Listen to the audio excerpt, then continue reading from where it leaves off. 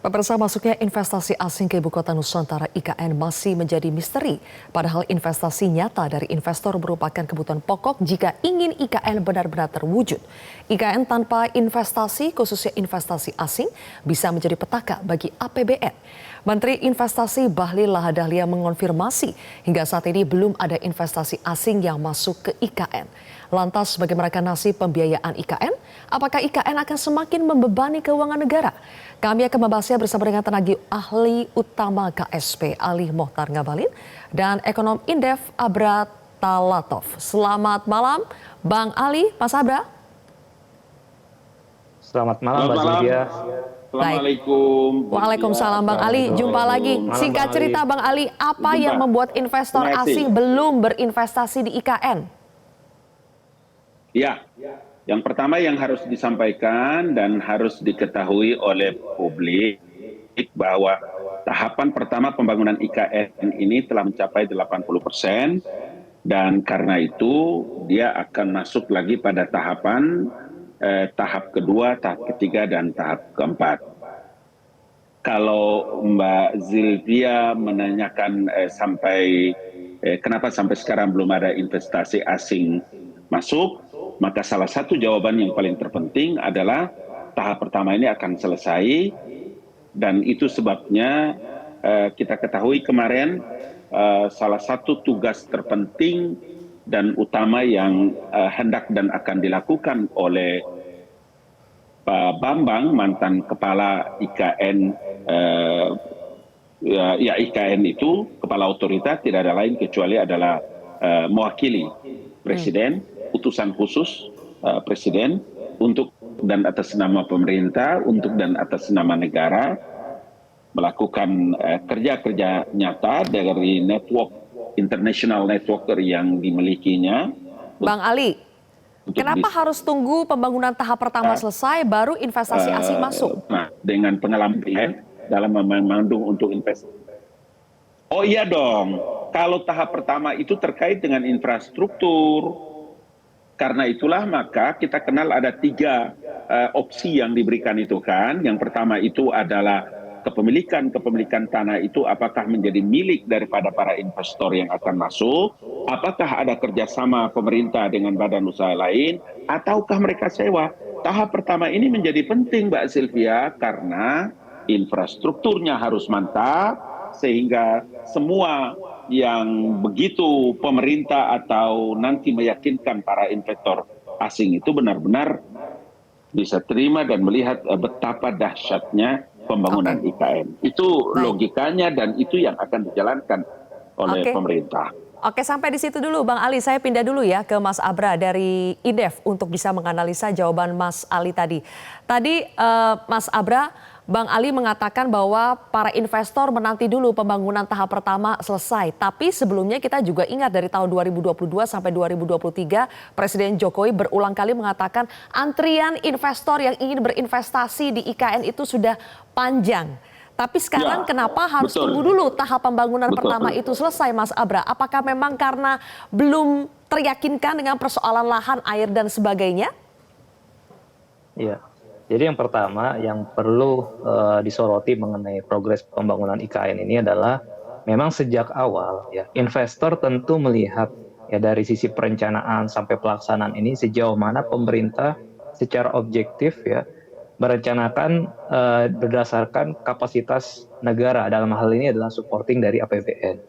Dan kedua dari sisi regulasi ya mau tidak mau investor juga pasti akan mempertimbangkan concern juga terhadap sisi legislasi karena memang undang-undang IKN ini sejak awal ya dilahirkan secara prematur, tergesa-gesa. Hanya 43 hari undang-undangnya disahkan pada tahun 2022 dan kemudian dalam prosesnya juga terlalu terburu-buru, bahkan di dalam dasar penyusunan undang itu dibuatlah dalam bentuk kajian KLHS cepat. Jadi mana KLHS cepat itu kan sebetulnya bisa menangkap sejauh mana mitigasi segala macam risiko termasuk risiko lingkungan yang itu menjadi pertimbangan utama investor. Ya, karena ini kan IKN digadang-gadang sebagai ibu kota yang green.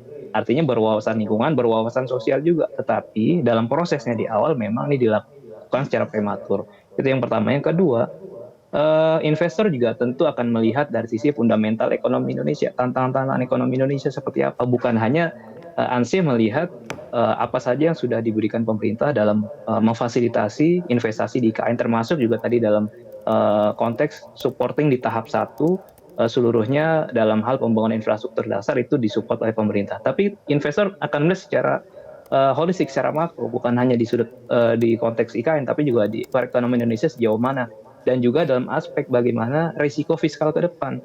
Nah, inilah salah satu saya pikir pertimbangannya, karena kan ini sedang memasuki transisi pemerintahan yang baru, di mana Pak Jokowi ya selain masalah IKN juga masih menyimpan berbagai macam tantangan, ya warisan permasalahan. Dan ketika nanti pemerintahan baru memiliki agenda program-program pemerintahan yang juga membutuhkan anggaran yang besar, sejauh mana fiscal space kita dapat mengakomodir berbagai macam kebutuhan anggaran untuk program-program prioritas tadi. Nah, kalau yang pertama dari sisi anggaran, kebutuhan total pembangunan IKN itu kan 466 triliun, yang dimana di desain awal APBN hanya 20% atau sekitar 90,4 triliun. Sisanya itu adalah swasta dan juga KPBU. Nah, tetapi ya pemerintah melalui badan otorita sudah melakukan safari ke berbagai negara, tetapi memang belum berhasil meyakinkan investor. Bahkan yang diklaim pemerintah sudah mendapati investor dengan letter of intent itu sebanyak 45 triliun, tetapi kan ini juga realisasinya belum ada. Bahkan yang menariknya juga ya di awal-awal itu di sekitar di sekitar tahun 2022 ya, ketika itu ada rencana dari SoftBank untuk melakukan investasi, tapi akhirnya rencana itu ditarik kembali. Nah, ini kan artinya satu persatu keyakinan investor itu juga akan ditarik itu, melihat juga sejauh mana kapasitas fiskal. Mas Abra menuturkan ada 3 masalah, Bang Ali, soal perencanaan yang prematur, fundamental ekonomi Indonesia, dan risiko fiskal ke depan yang akhirnya membuat investor asing ragu untuk berinvestasi di IKN. Bagaimana menjawab ini? Kalau bicara tentang risiko fiskal, tidak ada satu investor di seluruh dunia yang tidak berpikir tentang masalah keamanan, politik, stabilitas politik dari sebuah negara. Itu jangan Anda keliru di situ. Karena itu makanya saya kaget tadi kalau Anda menyebutkan buru-buru dalam mengambil keputusan selama 43 hari, prematur, diksi apa itu dipakai itu? Bukankah ini IKN ini, ibu kota negara ini kan jauh sebelum Presiden Joko Widodo itu Soekarno sudah bicara dan bahas ini. Dan ingat, saya masih ada di kantor presiden ini, saya masih ada di kantor staf presiden ini, lebih kurang hampir 8 tahun ini. Saya ikuti ini proses ini, saya mengikuti ini proses ini karena kami di Kedeputian 4 sejak zaman Pak Deputinya Pak Juri Ardiantoro. Karena itu Pak Muldoko menugaskan kami untuk mengikuti. Makanya saya bilang buru-buru hanya 43 hari dalam mengambil keputusan dengan keputusan prematur. Bung, ini orang bicara tentang ibu kota negara loh. Nggak mungkin orang mengambil keputusan secara prematur.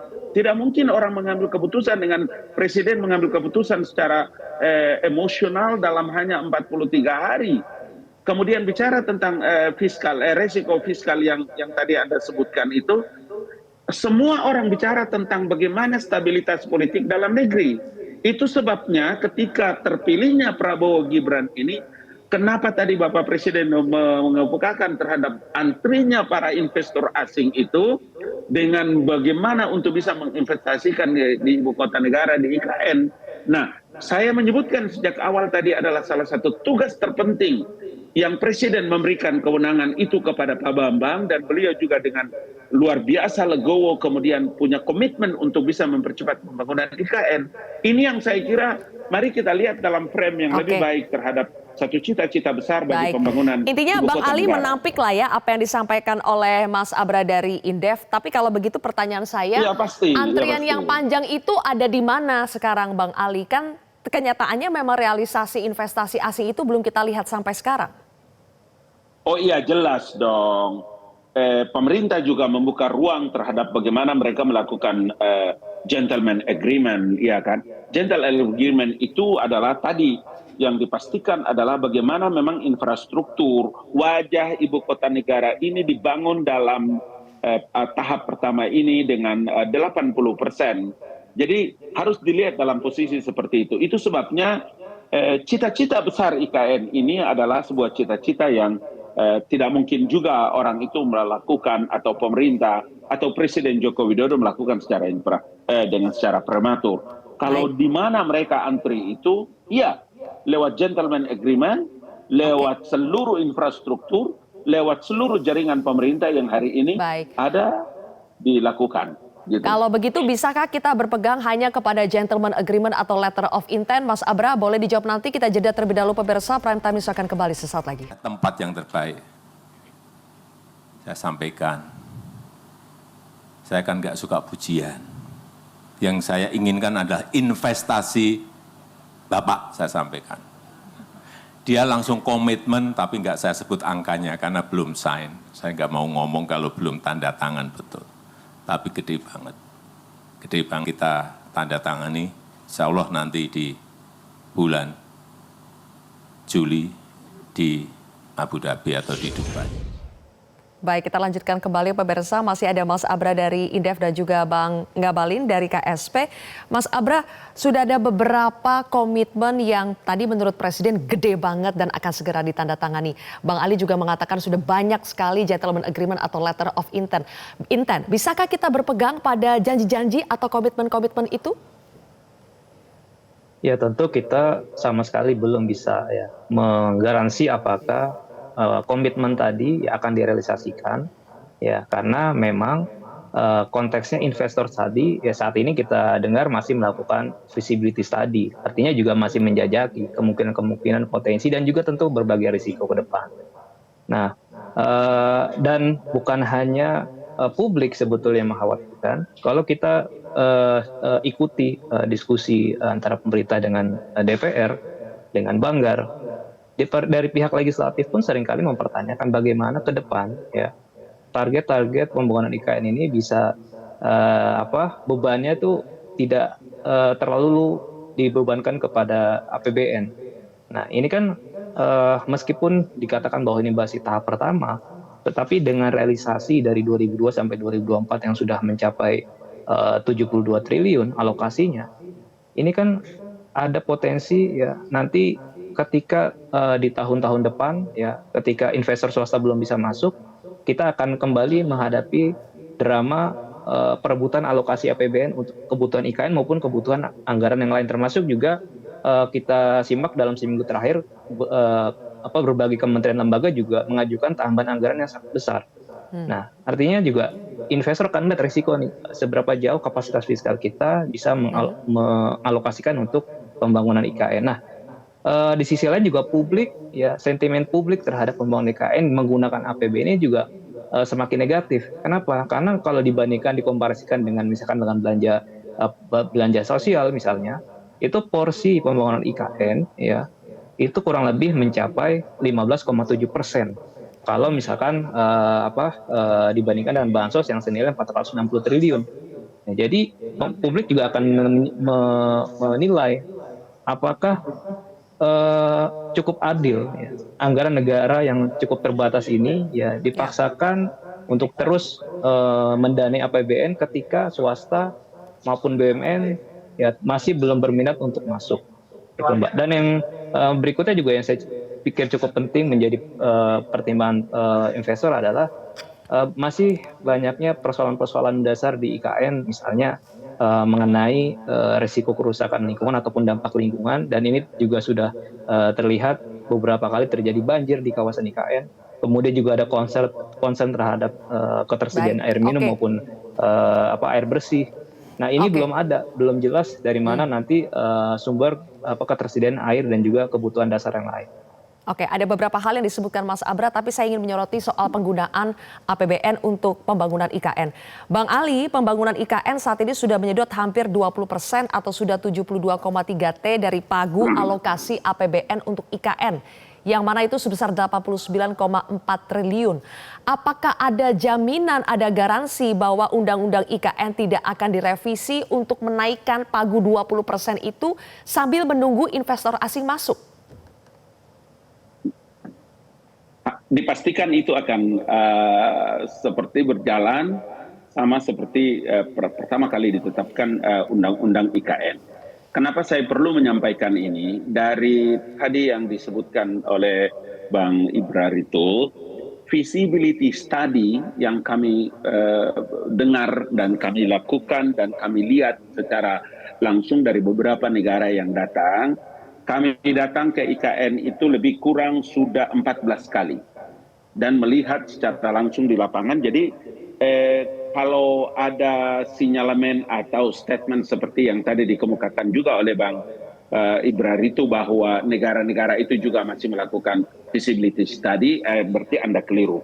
Itu berarti Anda tidak mengikuti perkembangan pembangunan IKN. Karena 8 bulan sebelum pemilu, bahkan 1 tahun 4 bulan, saya ingat betul bulan Maret tahun kemarin itu lebih dari 14 negara melakukan feasibility study terhadap pembangunan IKN.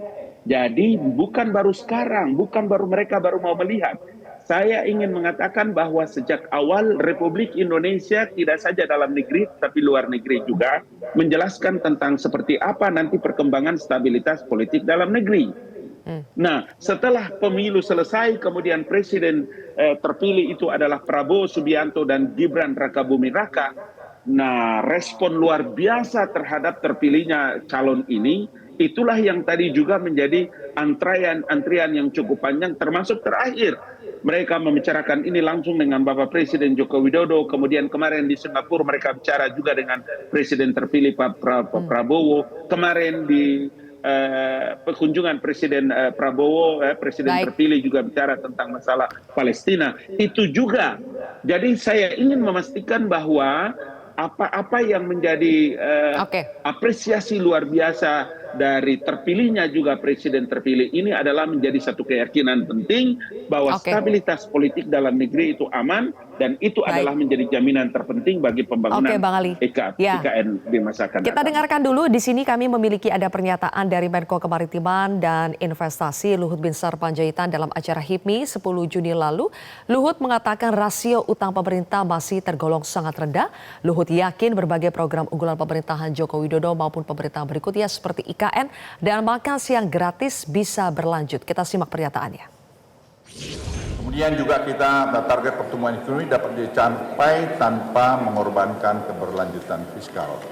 Ini di kantor saya mereka membuat satu economic model ini, sehingga kita bisa lihat 5 tahun ke depan itu kita sebenarnya tidak ada masalah dengan budget defisit 2,5%.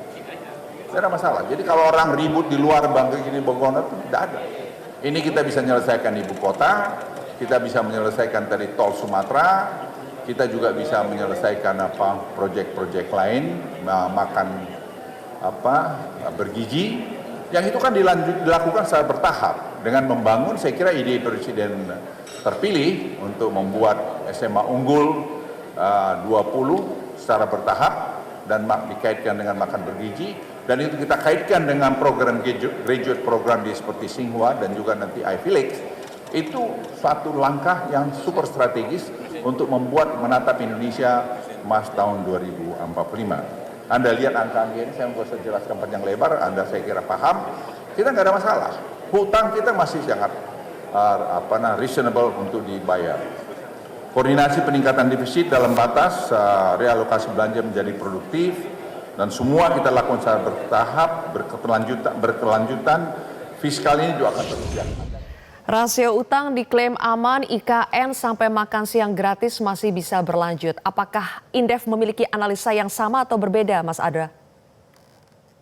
Ya, memang kalau kita melihat rasio utang terhadap GDP ya masih 39%, masih di bawah batasan Undang-Undang Keuangan Negara. Tapi kalau kita melihat trennya dalam 10 tahun terakhir, memang rasio utang di era pemerintahan Jokowi ini kan meningkat cukup signifikan. Dari tahun 2014 itu 24%, di tahun 2023 lalu 39%. Jadi tren ini akan berpotensi terus meningkat ya, seiring dengan kebutuhan bukan hanya anggaran IKN tapi juga anggaran program-program prioritas pemerintahan mendatang.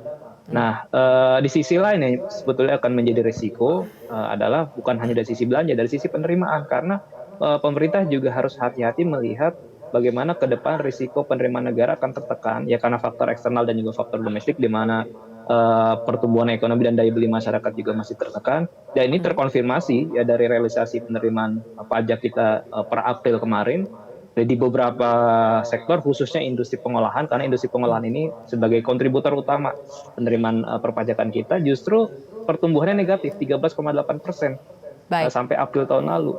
Nah, jadi pemerintah tidak bisa melihat hanya dari sisi fiscal space rasio utang terhadap GDP, tetapi juga Baik. bagaimana ya kemampuan penerimaan negara kita ke depan dan juga kebutuhan belanja yang semakin eksesif di tahun-tahun Oke. mendatang, mengingat masih banyak janji-janji politik yang pastinya harus direalisasikan oleh pemerintahan baru.